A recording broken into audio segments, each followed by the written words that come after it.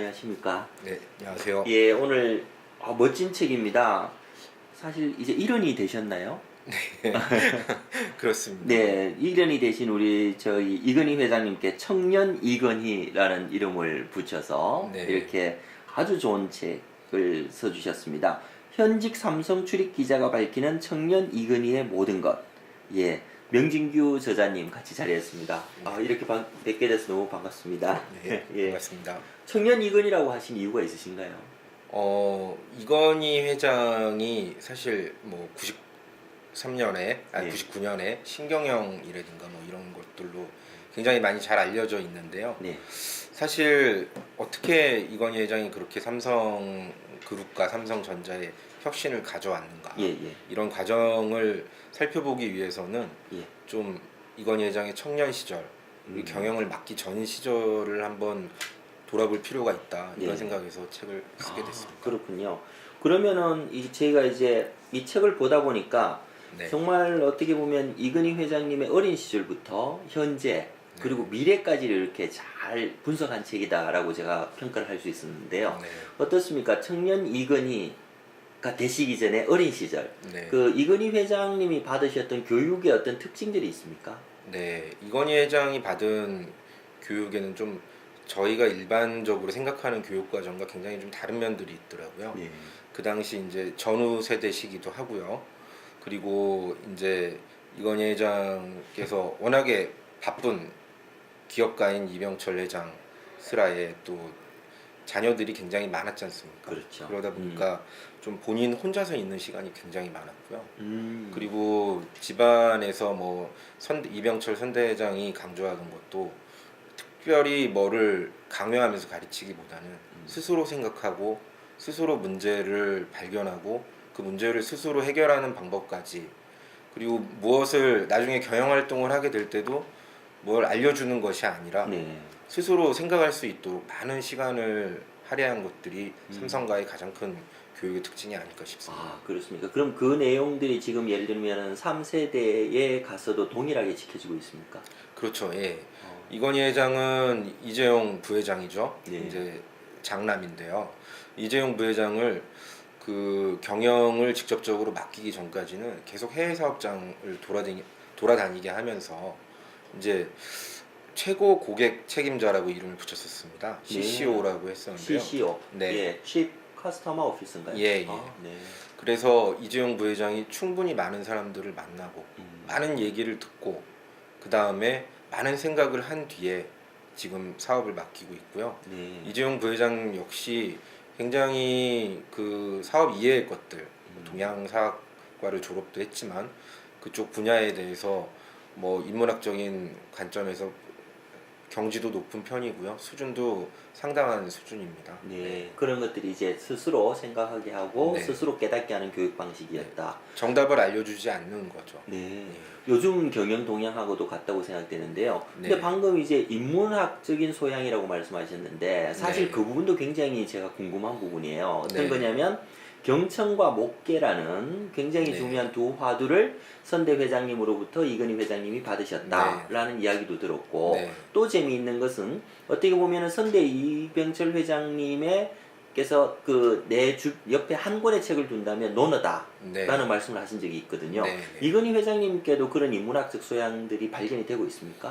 네, 그 선대 회장께서는 굉장히 유명한 서예가이기도 하셨죠. 네. 굉장히 유명한 선생님들한테 사사도 받으시고 그 한학에 굉장히 조예가 깊으셨습니다. 네. 그리고 이건희 회장도 역시 그런 영향을 받아서 어린 시절부터 논어를 읽고 이제 사설을 읽으면서 뭐 이렇게 어린 시절을 보내시고 뭐 경영을 하시면서도 굉장히 그 여러 가지 이제 후학들에게 뭐 자기 회사의 경영진이나 이제 뭐 한국에 있는 경영자들을 위해서 여러 가지 말들을 많이 남기셨는데 논어와도 다 있는 부분이 많고요.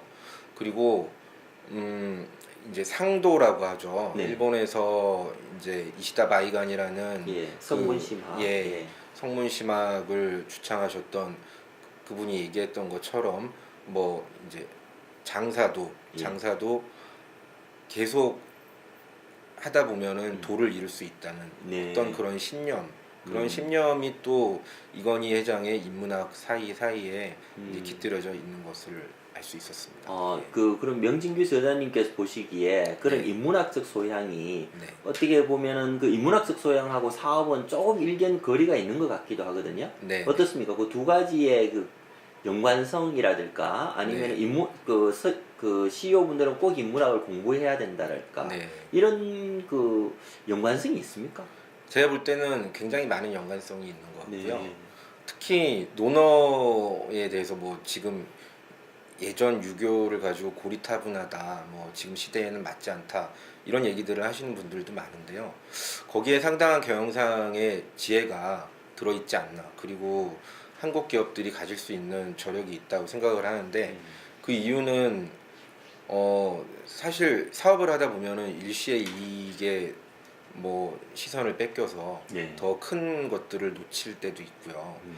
근데 무엇보다도 중요한 것은 기업가에게 있어서는 본인의 마음가짐 그리고 앞으로 내가 무엇을 할 것인가 그리고 사업을 해서 내가 과연 무엇을 이루고 무엇을 만들 것인가 이런 어떤 중심점이라든가 소구점이 있어야 될 것 같은데요. 네. 그런 것들을 바로 잡아주는 것들이 인문학적인 소양이 아닐까 싶습니다. 네, 그렇군요. 근데 방금 굉장히 중요한 말씀을 하셨어요. 기자분인데도 이 사업의 본질을 파악하고 있다고 제가 생각이 드는데 어떤 우리가 가져야 되는 본연의 이유. 네.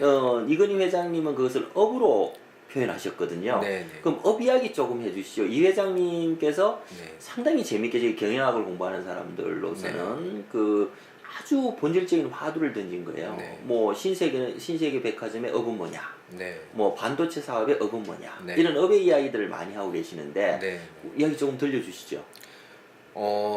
이건희 회장의 가장 독특한 경영 방침 중에 하나가 사업의 본질을 깨뜨리는 것들이거든요. 그거는 이건희 회장의 취미와도 큰 관련이 있습니다. 이건희 회장은 사물을 분해하고 그 속에 무엇이 들어있을까를 연구하고 그 장난감을 하나 갖고 있어도 작동하는 방법을 궁금해했던 사람이거든요. 이런 것들이 업의 본질. 업의 본질이라는 게 굉장히 간단한 거죠. 어떻게 보면은 굉장히 본질적인 문제인데 저희가 모르고 지나치는 경우입니다. 예를 들어서 반도체 사업 같은 경우를 두고 이건희 회장은 이거는 시간의 문제다. 시간이 타이밍이 제일 중요한 비즈니스다라고 했는데 설비가 아니고 타이밍이다. 예. 언제 어떻게 투자를 할 것이냐가 제일 중요하다는 뜻이었고요. 네. 그리고 그 결과로 삼성은 다른 글로벌 경쟁자들이 함부로 투자에 나서지 못할 때, 결정에 어려워하고 있을 때 가장 먼저 투자하고 가장 어려울 때에도 투자를 하고 네. 그리고 남들이 다 잘 되고 있을 때도 투자를 하고 이렇게 어떻게 보면 계속 투자를 한 것처럼 들리는데요. 네.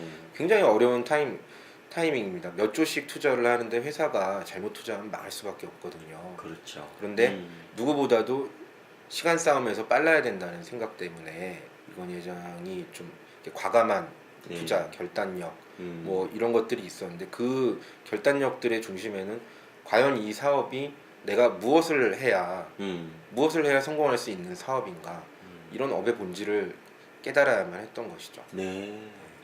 그런 그 본질적인 부분들을 이렇게 네. 잘 만들어 오셨기 때문에 과거의 교육과 현재의 삼성을 만들어 왔다. 네. 그런데 저는 이 책을 보면서 정말 어떻게 보면 결론으로 밝히신 부분인데요. 네. 앞으로의 삼성은 어떻게 해야 될까? 네. 이 부분에 대해서 제가 볼 때 굉장히 재밌게 본 부분이 여기에요. 이건희 회장의 남겨진 숙제는 무엇이냐? 앞으로의 삼성은 격의 경영, 네. 창조 경영, 상생 경영을 해야 된다. 네. 어떻게 보면 명진규표 삼성에 대한 처방으로 네. 이렇게 볼 수가 있는데요. 이렇게 주장하신 이유는 뭡니까? 제가 주장했다기보다 이건희 회장의 다음 행보가 바로 그 세 가지에 있고요. 네. 지금 이건희 회장이 요 수년간 굉장히 많은 고민을 하고 있거든요. 네. 이건희 회장이 항상 뭐 몸이 안 좋아서 해외로 요양 나가실 때도 있지만 대부분은 일본에서 교영구상을 하고 있습니다. 네. 그 노구에도 불구하고 항상 교영구상의 화두 중에 하나가 삼성의 격이 예전과는 달라졌다는 거죠. 예전에는 삼성을 경쟁자로 생각하지 않았기 때문에 삼성이 파고들 수 있는 틈새가 있었고 먼저 하지 않고 남을 따라가는 것만으로도 성공할 수 있는 회사였습니다. 하지만 지금에 있어서는 삼성이 격을 갖춰야 된다는 거죠. 네. 그 격이라는 것은 남들보다 먼저 갈 수 있는 용기, 그리고 그 남들보다 먼저 가면서 성공할 수 있는 혁신, 뭐 이런 모든 것들이 삼성의 어떤 과거와 달라진 삼성의 격을 말해주는 거고요. 앞으로는 뭐 정직하지 않으면은 사실 삼성은 이제 워낙에 많은 사람들이 보고 있으니까 살아남기 어려운 회사지 않습니까? 네. 그만큼 격을 갖춰야 된다는 것이고요. 그리고 다른 한 가지는 이제는 더불어 살지 않으면은 상생. 네, 삼성도 더 이상 혼자서 이 뭐 내가 대한민국 경제를 떠받친다 이런 생각을 하면서는 살아갈 수 없다는 거죠. 네. 과거의 고도 성장기에는 이제 뭐 삼성도 그런 생각을 가질 수가 있었을 겁니다. 네. 뭐 물론 그랬다는 것은 아니지만요. 근데 지금과 같은 세상에서는 글로벌 시장에서 누가 성공하느냐가 생존의 요건이거든요. 더 이상 한국 시장에서 1등 기업이라고 아무리 해봤자 소용이 없지 않습니까? 그런 면에서 한국 기업들 그리고 글로벌 기업들과 함께 상생하고 존경받는 길만이 삼성이 앞으로도 뭐 2대, 3대를 거쳐서 네. 뭐 계속 성장할 수 있는 이런 음. 기틀을 만들 거라고 생각합니다. 네.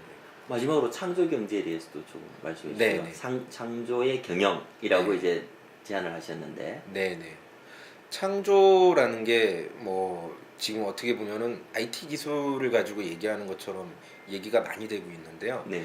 사실 제가 볼 때 창조의 개념은 없던 거에서 새로운 것을 만든다는 개념보다요. 과거에 있던 것을 어떻게 변화시켜 갈 것인가 하는 문제가 가장 그 창조 경제의 해법이 아닐까 싶습니다. 네. 그래서 저희가 이제 삼성 같은 경우는 제조업으로 시작을 해서 그 단순 제조업으로 시작을 했죠. 단순 제조업으로 시작을 해서 기술 집약형 사업으로 갈 때 굉장히 큰 고통이 따랐고요. 네. 그 고통에서 여러 가지 이건희 회장만의 그 성견지명이 있었습니다. 근데 그 성견지명이 이렇게 그냥 본인이 이럴 것 같다 해서 맞춘 건 아니거든요. 네.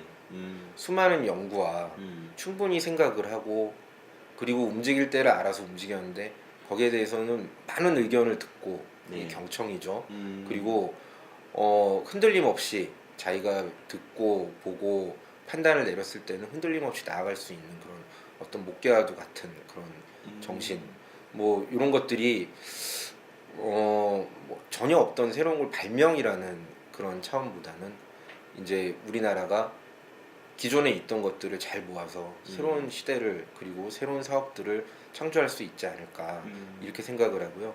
삼성도 지금 새로 하겠다는 사업들이 아예 처음부터 새로 나온 것들은 아니거든요. 네. 근데 이걸 가지고 어떤 부가가치를 만들 수 있을 것인가, 이걸 가지고 어떤 기술을 활용할 것인가, 여기에 대해서 많은 고민들을 하고 있고요. 거기에 대한 해답에서 우리가 삼성을 배워야 되는 이유는 뭐 어떻게 그런 해답을 낼 것인가, 그 해답을 내기까지의 과정, 이런 것들은 저희가 좀 눈여겨보고 네. 배워야 할 부분이 아닌가 싶습니다. 아, 그렇군요. 예. 오늘 청년 이건희 말씀을 해주셨는데 참 그 굉장히 깊이 있게 연구를 많이 하신 것 같아요. 이런 어떻게 보면 이 시대의 기업가로서의 위인인데 이런 네. 분들을 옆에서 이렇게 분석하시고 같이 보시고 또 이렇게 배울 점을 찾아내셨는데 지금 우리 젊은이들이 상당히 좀 힘들어하거든요. 네. 예, 우리 이 땅의 젊은이들에게 네. 한 말씀 해주신다면 어떤 말씀을 해주시겠습니까?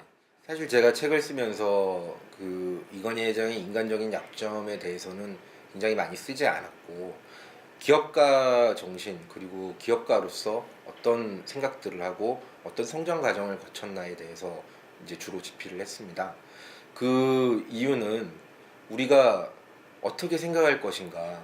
지금 뭐 저만 해도 굉장히 주입식 교육에 대한 그런 뭐 피해를 보고 있다고 많이들 얘기하고 있지 않습니까? 네. 근데 스스로 생각할 수 있는 방법 그리고 스스로 판단해서 스스로 답을 내는 이런 이건희 회장의 어린 시절을 통해서 저희가 그 범세계적으로 많은 경영 여건이 바뀌고 학생 여러분들도 굉장히 많은 상황이 매번 바뀔 것 같아요. 오늘은 이 스펙이 뭐 적절했다가 내일은 뭐 다른 스펙을 쌓아야 되고 이런 것들이 많을 텐데 그거보다 좀 더 생각을 많이 하십시오. 많이 하시고 본인이 어떻게 결론을 내릴 것인가에 대해서 생각을 많이 하시고 본인이 무엇을 하려는 건지에 따라서 거기에 대한 본질을 파악하는 연구를 많이 하시기 바랍니다. 예, 감사합니다. 정말 좋은 말씀 감사하고요. 마지막으로 제가 여쭤보고 싶은 것은 네, 우리 이 한국을 이끌고 있는 리더분들, 네, 예, 조직을 이끄는 분도 있고요, 국가를 이끄는 분도 있고, 그 기업을 이끄는 CEO분들도 있고, 네. 우리 한국의 리더분들에게 네. 이런 청년 이건희의 저자로서 좋은 말씀, 조언을 한마디 해주신다면 어떤 네. 말씀을 해주실까요? 제 기업가에게 있어서 가장 중요하다고 생각하는 부분은 남의 얘기를 많이 듣는 건데요. 사실 저도 기자라서 남의 얘기를 많이 듣는 편이지만 그게 굉장히 쉽지 않습니다. 제 생각과 다를 때도 있고 뭐 그 시간이 아까울 때도 있습니다. 하지만 돌이켜 지나서 생각해 보면은 모든 만남과 모든 얘기들이 소중한데요.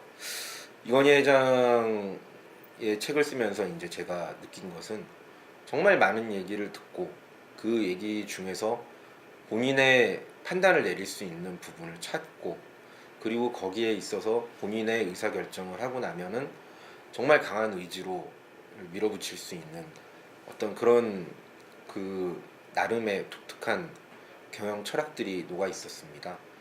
그래서 어떻게 보면 그게 삼성식 오너 경영이라고도 하는데요. 뭐 오너의 과감한 결단력과 전문 경영인들의 폭넓은 전문 지식 그리고 거기에 대한 조언 뭐 이런 것들이 지금의 삼성을 만들었지 않나 생각을 하고요. 좀 더 많은 얘기를 들으시고 그리고 판단을 내리셨으면은 꾸준히 밀고 나가시는 것만이 그런 것들이 기업의 성공을 답보할 수 있을 거라고 생각합니다. 예, 그렇군요. 너무 감사합니다. 예, 오늘 청년 이건희의 저자 명진규 저자님 모시고 좋은 말씀 나눴습니다. 이렇게 좋은 책 계속 잘 써주시기를 부탁드리겠습니다. 감사합니다.